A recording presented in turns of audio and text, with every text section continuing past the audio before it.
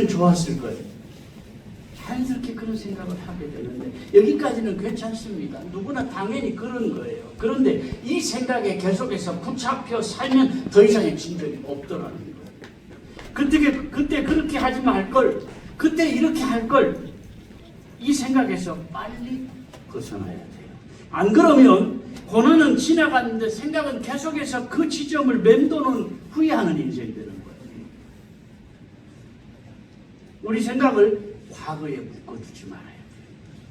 지나간 선택을 붙잡고 다른 결론을 이렇게 했으면 이렇게 되었을 것인데 이렇게 아무리 상상해 보아도 현실은 안 달라집니다.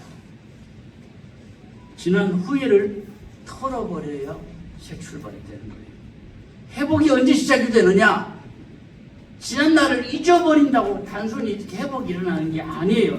지난 후회의 생각에서 조금씩 벗어날 때. 그러니까 지난 날에 그렇게 하지 말 걸 이 생각과 이렇게 했으면 좋았을 걸 이 생각에서 조금씩 벗어날 때 회복이 시작되는 거예요. 이게 한꺼번에 다 되는 건 아닙니다. 그러나 한 해의 마지막 시간에 지난 날에 후회스러웠던 일들, 그때 그렇게 하지 말 걸, 그때 이렇게 할 걸, 이 생각을 털어버리는 은혜가 임했으면 좋겠습니다. 새해를 준비하면서 무엇보다 우리 감사할 수 있었으면 좋겠어요. 많은 감사 제목이 있지만 오늘 살아있음에 감사하면 좋겠어요. 지난 한 해만 해도 아직 2025년 통계는 아직 안 나왔어요. 그래서 그 작년 통계를 보면 36만 명 정도가 한 해에 죽었어요. 35만 8,400명. 그러니까 하루에 약 1,000명쯤이 죽었다는 거예요. 여기저기서 우리나라에만. 사고로 죽고 질병으로 죽고 뭐 스스로 목숨을 버리고 그래서 하루에 한 1,000명씩이 죽은 거예요. 매일. 한 해 동안에 36만 정도가 죽었으니까.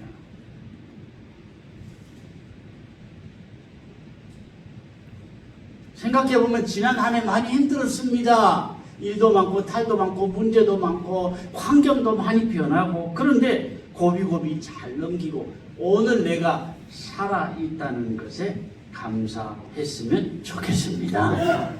그 단순히 살아있다는 게 뭔 감사냐? 살아있는 사람에게는요 기회가 있더라고요. 회복의 기회가 있고 모든 것 다시 되찾을 기회가 있고 새롭게 시작할 기회가 있더라는 거예요. 건강 문제도 그렇습니다. 아이고 지난 한 해 시력이 아팠는데 또 올 한 해 회복할 수 있어요. 재산도 그렇습니다. 많이 날렸어요. 그러나 하나님께서 어떤 길을 통해서 이제 붙여주시면 다시 일어날 거예요. 또 행복도 그렇습니다. 지난 한 해 동안 많이 불행했다 싶어도 새롭게 시작하면 또 행복의 날이 열릴 수 있는 거예요. 일단 살아만 있으면 죽으면 더 이상은 없어요. 그걸로 끝입니다. 일단은 육신의 일은. 뭐 천국에서의 삶은 다음이고 육신의 일은 죽으면 그걸로 끝이에요. 아프다가 죽었다 그것도 끝이고요. 재산을 잃고 죽었다도 끝이고요. 불행하다가 죽었다 그래도 그것도 끝이에요. 그걸로. 그러나 살아있으면 되찾고 회복할 기회가 주어지기 때문에 살아있다는 게 진짜 감사의 제목이라 같이 한번 고백하겠습니다. 오늘 살아있는 것 감사합니다. 오늘 살아있는 심각한 병으로 쉽지 않으신 사람 감사합니다. 힘들어하는 사람 다 이겨내고 오늘 인생의 마음 감사합니다. 아멘. 감사의 마음이 우리 마음에 생겼으면 좋겠어요. 그런데 이 마음만 가지고 살아도 100점이에요. 만점입니다. 그런데 감사하는 마음과 함께 한 해를 2025년 한 해를 결산해 볼 수 있다고 하면 더 의미가 있어요. 내 인생의 연말정산, 믿음의 연말정산 해봐야 돼요. 두리뭉실하게 우리 늘 그렇습니다. 연말이 되면 아이고 잘못 살았어요. 죄송해요. 다음에 잘 살게요. 용서해 주세요. 그러고 그냥 끝이면 다음에도 달라질 게 없어요. 세월이 지난다고 인생은 나아지는 게 아니에요. 점점 나이가 먹을수록 나아져야 되는데 그냥 한 해를 50년을 살고 60년을 살고 70년을 살고 계속 되풀이하는 거예요. 그냥 한 해 한 해를 결산해 보면서 우리가 점점 나아져가는 인생 되셨으면 좋겠어요. 사실 결산의 시간이 있다는 것은 참 감사한 내용입니다. 잘못했어요. 그러면 깨닫고 회개하면 새 출발이 돼요. 또 한 번의 기회입니다. 그런 사람에게 새해라는 선물이 더 값진 선물이 될 줄로 믿습니다. 우리 2025년을 어떻게 살았는지 한번 결산해 보아야 하는데, 나에게 주어진 시간, 사람들이요 돈 잃어버리면 그렇게 아까워해요. 단돈 10,000원을 잃어버려도 내 거 잃어버리면 그렇게 아깝잖아요. 그런데 많은 사람들이 시간을 함부로 써버리고 더 아까운 줄 몰라요. 시간을 도둑맞고도 그것이 아까운 줄을 모르고 살던다는 거예요. 지난 1년 동안 힘들지만 순종하며 살았는지, 아니면 내 욕심대로 내 형편대로 그냥 육신의 생각대로 살아버렸는지 결산해 보아야 한다는 거예요. 한 달란트 받은 종이 게으르고 악한 종이라 책망받은 것은요, 한 달란트를 안 남겼기 때문이 아니에요. 주인의 입장에서 보면 너는 왜 나를 이렇게 나쁜 사람 만드느냐? 너는 생각부터 실패한 나쁜 사람이다. 사실 내가 하기 싫어서 안 한 거예요. 내가 게을러서 안 한 거예요. 그런데 주인을 핑계대고 있는 거예요. 여러분, 내가 누구 때문이다, 환경 때문이다, 그렇게 핑계하지 않았는지 한번 돌아봐야 돼요. 안 그러면 너도 악하고 게으른 종이다, 그런 책망을 나도 받을 수 있다니까요. 똑같이 믿음의 길 가면서 게으른 종 된다, 이것도 안 좋은 거지만 더 억울한 것은 악한 종 되는 거예요. 나에게 맡기신 시간, 재능 어떻게 썼는지 한번 결산해 보았으면 좋겠고요. 또 나에게 맡기신 물질도 한번 결산해 보았으면 좋겠습니다. 우리 가운데요, 어느 누구도 모든 거 다 내 거요. 내가 뼈 빠지게 번 돈 내 거요. 내 것 가지고 내 마음대로 쓰는데 누가 뭐라 그럴 거요. 이런 사람은 한 사람도 없어요. 그렇게 말은 하지 않습니다. 그런데 속에는 그런 마음이 있다는 거예요. 내 건 내 거요. 내가 벌었는데, 내가 모았는데 내 거지. 뭔 말도 안 되는 하나님이 나에게 주신 거라고 해. 그런 생각을 아는 사람들이 하고 있다. 신명기 8장은 이것을 깨우쳐 줍니다. 그러나 내가 마음에 이르기를 내 능력과 내 손의 힘으로 내가 이 제물을 할 것이라.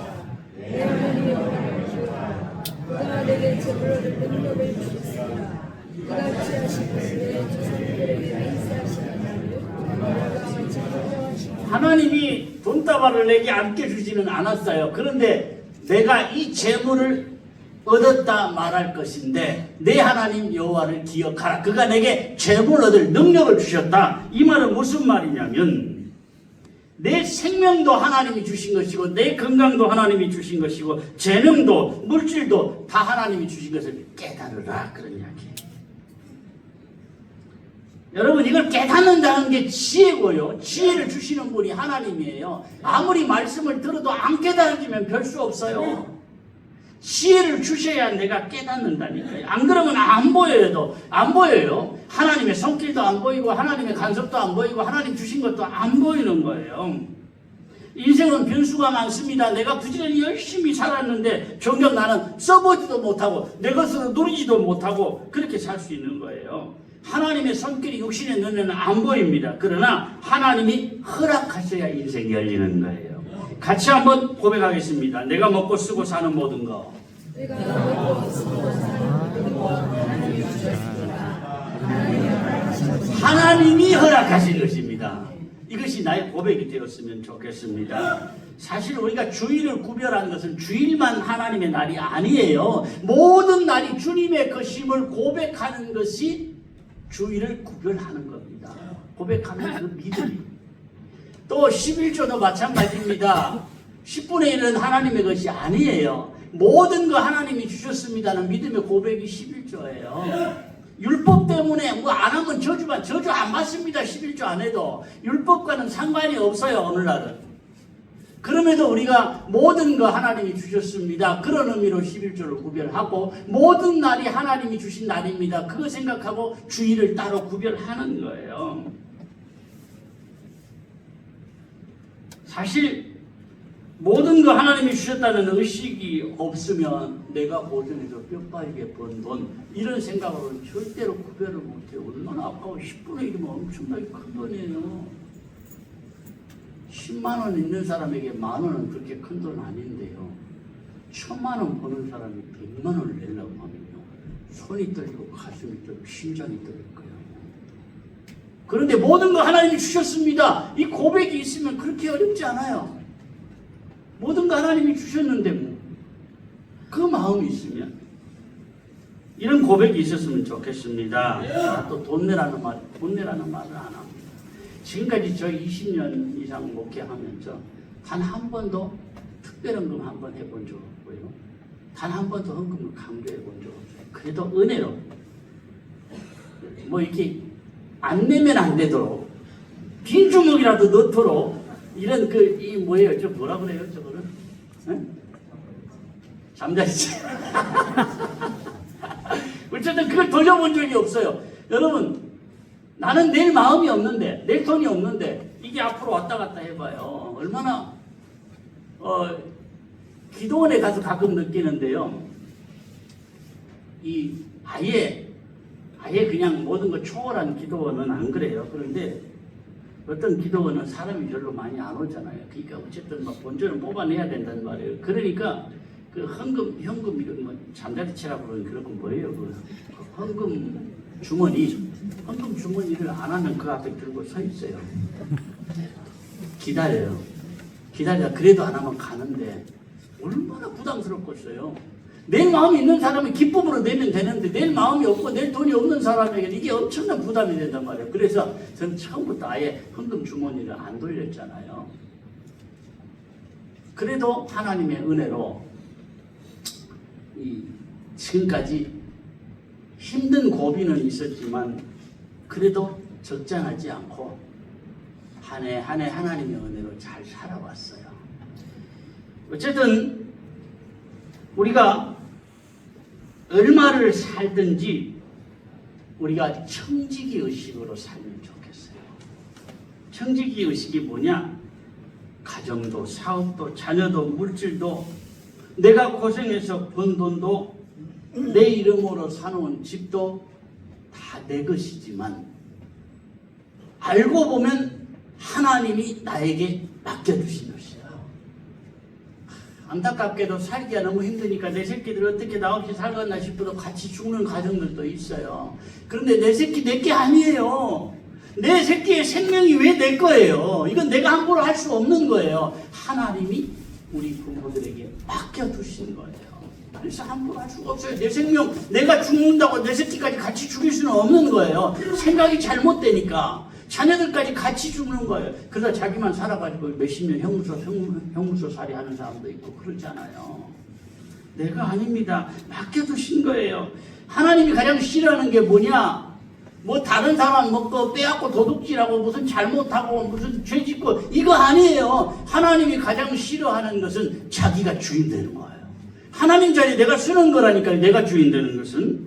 어리석은 부자가 그랬어요. 그의 농사가 너무너무 잘 되어서 다 창고에 쌓을 곳이 없어요. 그럴 정도로 농사가 잘 됐는데 야 창고를 더 짓고 이제 좀 많이 쌓아놓고 이제 몇 해 동안은 내가 편안하게 먹고 마시고 즐기자 행복하게 살자 그랬는데 들려주시는 말씀이 뭐냐?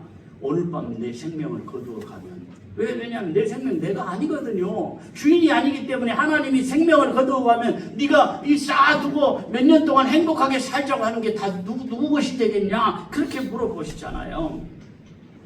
여러분 내 속에 청지기 의식이 분명해야 돼요. 내 건강도 자녀도 내 것 같지만 하나님이 나에게 맡겨주시고 직분도 주님이 맡기신 거예요. 주님의 몸된 교회에 내가 남긴 흔적이 얼마나 있는지 한번 돌아보면 좋겠고요. 무엇보다 내가 전도하고 내가 돌보고 내가 섬겨서 천국 백성 되고 작년보다 더 믿음에 든든히 세워져 간 사람들이 얼마나 되는지 한번 돌아봤으면 좋겠어요. 내가 장로로 세움 받았어요. 내가 집사로 세움 받았어요. 권사로 세움 받았어요. 교사로 세움 받았어요. 그런데 나를 통해서 든든히 선 영혼이 한 사람도 없다. 그러면 내가 게을러서 내가 소홀히 해서 주변 사람까지 믿음이 게을러지고 오히려 주신 것도 다 까먹었다. 그러면 정말 회개하고 새로워져야 돼요. 마지막 결산에는요 기회가 없어요. 악하고 게으른 종아 그러면 끝이에요. 쫓겨나서 가슴을 쳐보아야 소용이 없어요. 그래도 한 해 결산에 내가 회개하고 돌이키면 나중에 잘하고 충성된 종아, 착하고 충성된 종아 칭찬받게 될 줄로 믿습니다. 주님의 몸된 교회에서 내가 좋은 것으로 심어놓은 흔적을 찾을 수 있길 바랍니다. 새해 힘써야 될 일 중에 하나가 예배가 되었으면 좋겠어요. 교회는 뭐 하려고 나오는 겁니까? 예배하기 위해서. 예배가 제일 큰 겁니다. 봉사도 하고 식당 봉사도 하고 헌신도 하고 차량도 봉사하고 청소도 하고 안내도 잘해. 그거 목적 아닙니다. 가장 큰 목적은 예배하기 위해서 밥 먹는 것도 필요하고요. 예배하기 위해서 차량도 필요하고 예배하기 위해서 안내도 필요한 거예요. 모든 것들이 다 예배의 중심이에요. 예배가 가장 최우선이에요. 예배를 통해 은혜 받고 주님을 가까이 하는 거예요. 주시는 은혜 받아야 나도 살고 주변도 살릴 수 있거든요. 그런데 이 예배에 우리 많이 소홀히 할 때가 있어요. 저는 중요한 모임일 때는 중요한 일을 할 때는 항상 30분 정도는 여유 있게 갑니다. 왜냐하면 차량이 언제 변수가 생길지 모르잖아요. 차량이 막 갑자기 심하게 막힌다든지 아니면은 뭐 간단한 접촉이 생긴다든지 그런 일은 거의 없지만 그럴 수도 있고 변수가 생길 수 있기 때문에 한 30분 정도는 최소한 30분 그리고 정말 중요한 일일 때 만일에 제가 노회장인데 노회를 시작한다 그때는 1시간 전에 갑니다. 쓸데없이. 왜 그러냐? 중간 변수가 생길 수 있기 때문에. 만일에 내가 안 가면 나를 대신할 사람이 없잖아요. 그래서 이 중요한 모임이나 회의 때는 항상 빨리 갑니다. 빨리 가서 뭐하냐? 가까이 가서 거기서 잠깐 쉽니다. 쉬면서 뭐 이렇게 문자나 카톡도 확인하고 또 필요한 유튜브도 좀 보고 어찌 보면 쓸데없는 것 같지만 변수가 많은 인생살이 속에서 미리미리 준비하는 것 참 중요한 것 같아요. 그래서 저는 한 번도 시간 넘어서 가본 적이 없어요. 감동하는 분이 아무도 없어요. 중요한 일에 한 번도 늦은 적이 없어요. 미리미리 가기 때문에 변수를 생각해서 늦는 사람은 항상 핑계가 있어요. 어느 사모님이 항상 그랬어요. 제가 섬기던 사모님 한 분이 항상 늦어요. 뭐 신방을 간다고 해도 늦고 뭐를 해도 항상 늦어요. 근데 항상 들어오면서 아이고 나오려고 그러는데 누가 와가지고 전화가 와가지고 뭐가 어째가지고 항상 핑계가 있어요. 그러면은 변수가 생겨도 안 늦도록 최소한 10분 전에 나오면 되잖아요. 그런데 항상 시간에 맞추어서 나오려고 하니까 변수들이 생기더라는 거예요. 핑계거리가 생기더라는 거예요. 우리 주차장이 저 멀리 있어서 이 천변에 이렇게 되면 되는데 좀 멀어서 대단히 죄송하고 요 앞에도 되면 되는데 우리 예배 시간쯤 되면 빈 공간이 거의 없잖아요. 그래서 참 죄송해요. 어떤 분들은 제 시간에 왔는데 주차하려고 하다 보니까 늦었어요. 이런 분들도 있을 것이고 진짜 믿음이 조금 시원찮은 분들은 주차할 데 없으면 그냥 가버리는 분도 있다고 하더라고요. 그런데 어쨌든지 간에 예배 시간은 그 어느 회의나 그 어느 모임보다도 중요한 시간입니다. 저는 최소한 예배 시간은 1시간 전에 옵니다. 새벽기도 4시에 옵니다. 교회 보통. 5시 시작인데 쓸데없이 뭐라고 그러느냐. 3시 40분에 일어나서 4시경이면 보통 늦어도 4시 10분 안에는 들어옵니다. 보통 예배도 1시간, 최소한 1시간 전에는 도착을 합니다. 새벽기도도 그렇고 나머지 예배도 그렇고. 예배를 참 중요하게 생각하는 마음 때문에 어찌 보면 쓸데없는 시간이에요. 매일 아침마다 1시간씩 낭비한다고 생각을 해봐요. 얼마나 그 아까운 시간이에요. 그런데 그게 이제 습관처럼 몸에 배었어요. 그래서 3시 40분이면 일어납니다. 무조건. 그래서 4시경에 교회에 도착을 하거나 5분, 10분 안에 도착을 합니다. 여러분에게 1시간 전에 교회에 나오십시오. 그런 이야기는 안 해요. 그러나 최소한 예배 늦지는 말아야 된다. 지금 계속해서 이야기하는 게 뭘 이야기합니까? 시간에 맞춰 오려고 하니까 예배가 늦는 거예요. 변수가 생기는 거예요. 최소한 10분 전에 예배에 도착한다. 이 마음 가졌으면 좋겠어요. 새해는. 그런데 10분 전에 도착을 하고 싶은데 변수가 생겨서 5분 늦는다. 그래도 5분 먼저 도착하는 거예요. 지각생이 없어요. 예배 늦게 들어오면서 허겁지겁 들어오는 거 하고 미리 와서 기도를 준비하는 거랑 막 차이가 있을 거 아니에요. 어떤 분은 또 교회 일찍 도착해서 사람들하고 이야기하고 이 교제한다고 또 예배 시간 다 돼서 들어오는 분들이 있어요. 그런데 여러분, 하나님 먼저의 믿음은요, 교제보다 예배 우선입니다. 그 정신으로 교제하지 말라는 거 아니에요. 교제가 중요하고 사람들과의 안부도 묻고 돌아보는 것도 중요하고 식당을 하는 것도 좋습니다만은 하나님 먼저의 믿음은 예배를 최우선으로 하는 거예요. 무엇보다 예배 최우선, 믿음 생활에 성공하고 그렇게 사시기를 바랍니다. 자, 오늘 말씀 1절을 다시 한번 보겠습니다. 그 날에 영광에서 이 노래를 부르리라.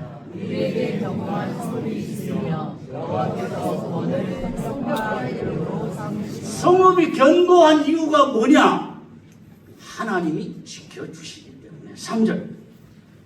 주께서 이 시간 경고한 자를 평화로 지키시라. 우리는 주를 신뢰하라. 심지가 견고한 믿음으로 하나님을 의지하는 사람을 지켜주시되 평강하도록 지켜주실 것이다. 아멘. 가정마다 심지가 견고한 믿음 가지셨으면 좋겠고요. 주님께서 평강하도록 지켜주셨으면 좋겠습니다. 2026년도 표가요, 말씀 지켜 행함으로 때를 앞당기는 교회예요. 같이 한번 하겠습니다. 누구나 새해가 되면요, 새 출발하고 싶은 마음이 있는데 지난날에 붙잡혀 살면 새 출발이 안 되는 거예요. 아쉬워, 후회스러워, 이런 일들에 붙잡혀 살지 말고요, 집착하지 말고요, 한 페이지를 넘겨버렸으면 좋겠습니다. 지나간 일에 집착을 하면 주님 예비하신, 주님 허락하시는 미래의 축복을 내 것으로 누릴 수가 없어요. 이제 시작하는 2026년도에는 말씀 지켜 행함으로 때를 앞당기는 교회 되었으면 좋겠고요. 그 다음에 말씀 따라 바로 살고, 능력받아 증거하고, 순종하여 복을 받고, 이 세 가지 실천상 가운데 가장 먼저가 말씀받아 바로 살고입니다.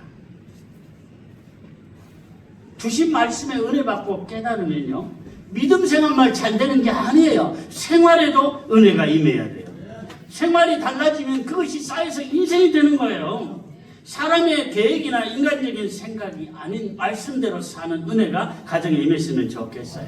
그 다음에 능력받아 증거하고 그랬는데, 은혜 받으면요, 중요한 것이 증거하며 살아야 돼요. 내가 감사하고 내가 믿음으로 사는 것 못지않게 중요한 것이 받은 은혜 증거하며 살아야 돼요. 내가 은혜 받고 나면 누가 제일 먼저 알아요? 식구들이 제일 먼저 알아요. 나 때문에 시원찮은 식구들이 더 믿음에 든든히 선다면 그게 내 은혜 받은 증거예요. 나 때문에 간증거리가 생기는 거예요. 식구만이 아니라 가까운 주변 사람들에게 증거하며 살아야 돼요. 요즘에는 말로 아무리 전도해도 그게 안 통해요. 내 생활로 증거해서 한 생명이라도 주님께 나오고요, 주님을 가까이 할 수 있기를 바랍니다. 어찌 보면 올 한 해가 어느 해보다 어려운 한 해가, 힘든 한 해가 될 것이지만, 힘든 가운데도 우리 가정에 간증거리를 주시고 또 복을 주셨으면 좋겠습니다. 무엇보다 순종하여 복을 받고 그랬는데, 주신 말씀에 순종하면 형통한 복을 받을 거라 그랬어요. 성경이 그걸 증거해주고 있어요. 지키고 행하면. 베드로후서를 우리 주일에 이제 마치고요, 새해 첫 주부터는 여호수아서를 강의하려고 하는데, 중요한 말씀이, 올해 표제의 말씀이 여호수아서 1장 8절에 있기 때문이에요. 같이 한번 보겠습니다. 이 율법이 내 입에서 떠나지 주야로 그것을 묵상하여 그 안에 들린 대로 다 지켜나가라. 그리하면 내 일이 편하게 되고 내가 영광하리라. 은혜 받은 대로 뭐하라? 지켜 행하라. 그러면 평탄하고 형통한 은혜를 주실 것이다. 아멘.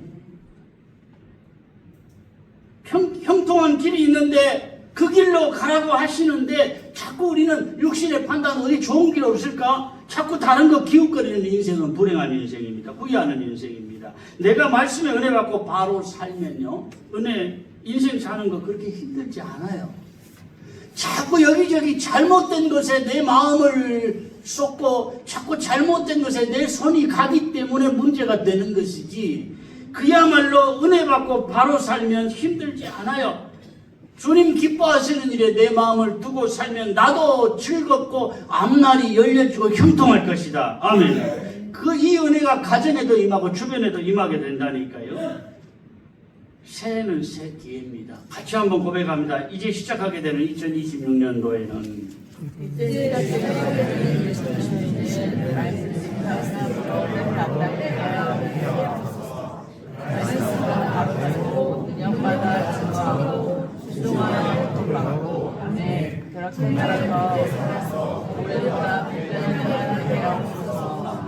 정말 올해보다 더 복된 한 해가 되었으면 좋겠습니다. 성찬을 하겠습니다. 우리 찬양하면서 장로님들 준비해 주시면 좋겠고요. 우리 그가 찔림은 우리의 허물을 인합니다.